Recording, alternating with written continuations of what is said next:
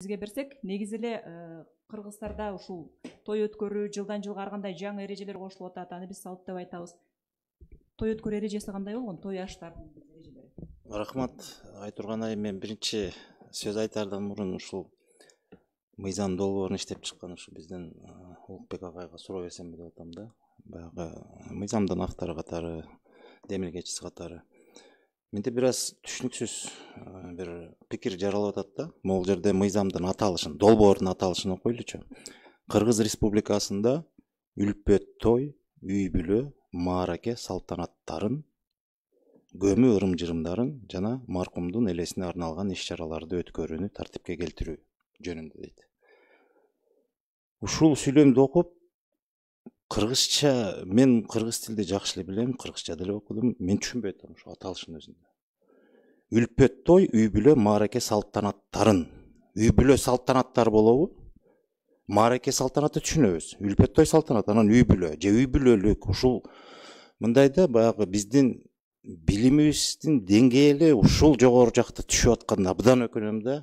Эми сиз баягы депутаттар биз билебиз, силер өкмөттү чакырганда аябай тим эле такып сурайсыңар го, талап кылып.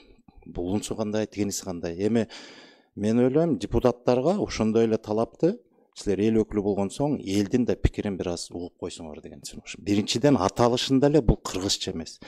Анан кыргыздар мына могу экинчи үтүрдөн кийинки сүйлөмдү окусак, көмү ырым-жырымдарын. Көмү деген эмне бул? Кыргызда сөөк кою деп коет. Же зыйнат деп коет. Анан көмү, же баш аягы жок эмнени көмү? Кимди көмү? Бул туура эмес ай. Мыйзамда ошентип жазып атсаңар анан элдин башы айланат да. Агай, сиз кандай дейсиз? Илгертен бери мен билгени, мен деле эми көп жашадым деп айтпайын, бирок түрө кыдырдык Кыргызстанды бир эмес бир нече ирет. Биз деле эл менен чогулушуп изилдедик. Мен кыргыз таануучу катары ошо кыргыздын салт санаасын баарын изилдеп, ушундай бир ар кандай ошо салттуулукка тиешелүү болгон түшүнүктөрдү, аталыштары, анын мааниси, орду, эреже тартиби кандай экен мен көп жылдан бери изилдеп жүрөм.